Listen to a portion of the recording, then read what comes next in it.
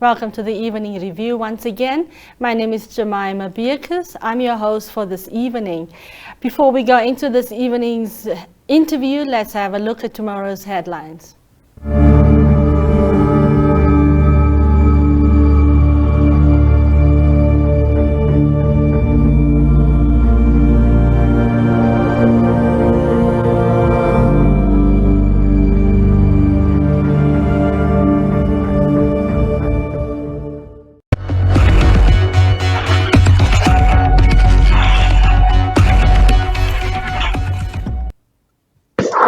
Welcome back. Today we are speaking to Knowledge Iipinge, former councillor of Walvisbay and an activist. Thank you for joining us, Knowledge. No, it's a pleasure for having me. Thank you. Now, Knowledge, you have been very active before you left the office as a councillor. Can you just share with us what projects you were busy with during this time? Okay, currently I'm caught up definitely with activism in a sense to say just more focused on community education as well as also recruitment processes, recruitment in a sense to say the formalization of the affirmative repositioning movement, as well as also preparations for the Revolutionary Union as well. On a personal level, I'm currently busy working on a project called the Walvisbay Fishing School, and that is what is keeping me busy currently. Now, before we go into your work as activists doing the Revolutionary Union work and the fishing school, houses were handed over at the loca informal settlement over the weekend, and there were some issues. Can you share with us what you know about that? But the issue of loca at this stage is something actually, can I say, sensitive in a way, because people's livelihood are at stake, and we have been hearing different versions of issues that are happening.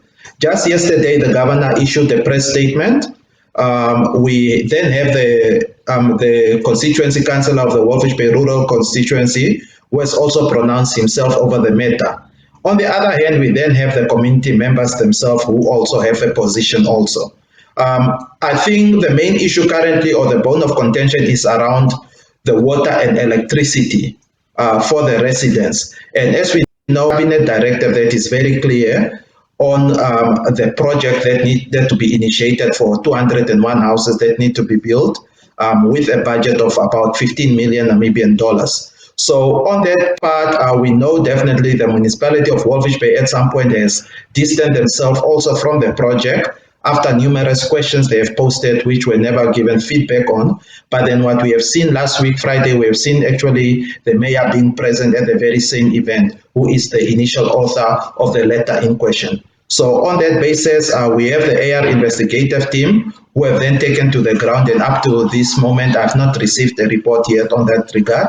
But then what we have heard is the controversy around the water as well as the electricity of houses.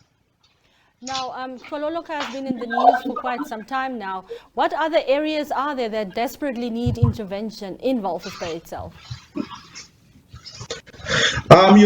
It's said that all conversations around Walvisbay are just so much focused on where other crucial issues like the old compound. The old compound, if you look, you have about over 300 people living in about, I think, 6 or 8 rooms that are there. And these people are sharing maybe up to 20 people sharing one compact area. So on that basis, those are actually crucial issues that need attention. We also know there's the situation of the clubhouse that is there, and then the backyard shacks themselves is also a very important matter that is currently just being swept under the bed, and that needs crucial intervention.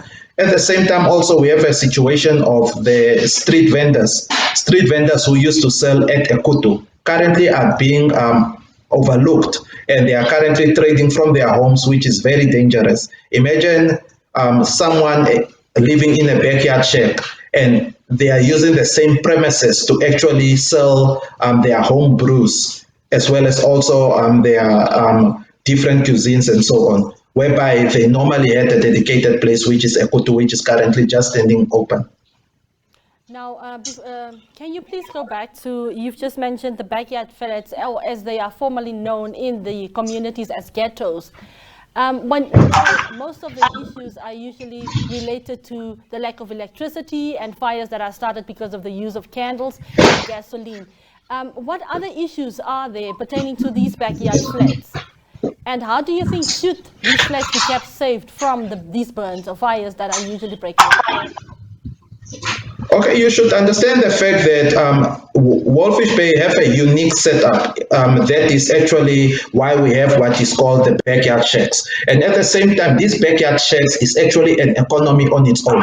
Economy on its own, whereby you're looking at every backyard or majority backyards in Walfish Bay have about plus minus 7 backyard shacks. So with that checks, each person, let's say on average, is paying $1,000. You're sitting with plus minus a income for the homeowner of plus minus 7,000 per month.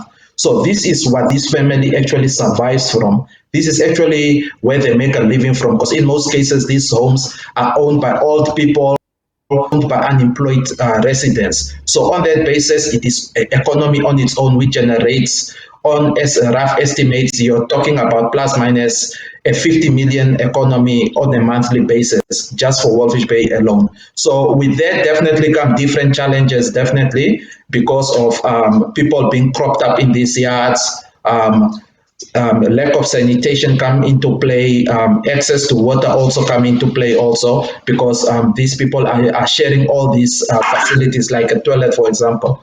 So on that basis, it is something that need to be looked into, and viable solution should be sought in this regard. So in terms of the fire, definitely that is as a result of load shedding that is happening also in the process. Now, can we go back to your work as revolutionary activist and working for the Revolutionary Union? Can you just tell us a little about that and the work you have done as part of this union? Okay, currently what we have been doing, the work we have been executing, we are executing it through what is called the AR Labor Desk. So the AR Labor Desk has been operating for the past 3 to 4 years, of which we just provide advice as well as guidance to the working class. With that, definitely we have then come across few stumble blocks in a sense to say we don't have bargaining agreements with companies. At the same time, also, we are not allowed to represent the employees within the labor court. So what we do, we just prepare them, advise them, and then in most instances, the only time that we appear with them is when we are actually assisting them with translation, which is just a value addition that we add to the people. But then in terms of that, our role is specifically advisory and guidance.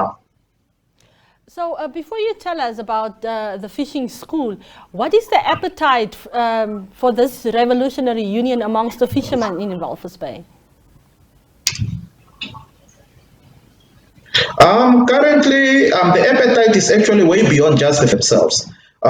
Just the day before yesterday, we saw a group of over 30 young people who resigned actually from one of the unions. They have then approached our labor desk also just to inquire in terms of the Revolutionary Union, of which we definitely inform them that we are still waiting on approval, and only till such time that we will be able to take up their responsibility or their duty the Revolutionary Union itself. But then these youth have committed that they are going to wait up until such time, and they won't be signing up to any union. The same extent to different industries, whether it is the transport and logistics industry, it is the employees of the port. We have also some teachers, as well as also other crucial industries like the petroleum industries, of which there's a few companies also who wants to join the union. But then these will all be guided by the approval based on when we're going to get it, of which it is just a matter of days in our view. Now, in recent days, some members of the AR Revolutionary Union, or AR itself, approached a local Chinese business to intervene about a labor dispute here in Windhoek. Have you done something similar in Walvisbay, or are you so far just working on mobilizing members? I believe you are aware of the protest that we mobilized actually for the employees of Avima Fishing, which was around 800 employees who were initially, there was a directive from the ministry of permanent employees for this employment for these fishermen. What we have then found out is that these fishermen are currently employed under what you call the fixed term contracts. So with that, there's been conversation ongoing, and we saw definitely with the impasse not moving forward, we then initiated a protest which led to a petition which was handed over, and eventually it led to a between us and the company, of which we then resolved on a few issues, and that matter is still ongoing as we speak. So in terms of the AR labor desk, we are very active on the ground. We visiting a few workplaces, we're intervening in many other issues, just not work-related issues. So whether it is issue houses being taken by the banks and so on. We have here and there, we guide the people, we advise the people, also just to make people understand the constitution also of Namibia. It is also one key area that we actually engage in on a daily basis with residents. Now, lastly, can you tell us what the fishing school is about? Yeah, the fishing school initially is a project that we've implemented, of which we are planning to launch a magazine, which is the first phase of the fishing school, of which it is just a community education platform. At the same time, we are looking at the unskilled laborers that we have within the fishing industry itself. Then we are having the community, community in a sense to say, providing more training platforms, providing more educational platform of which they are able actually to develop their own businesses as well as empower themselves along the value chain of the fishing industry itself. Thank you very much for joining us this evening, Knowledge. Have a good night. Thank you for having me. It's a pleasure.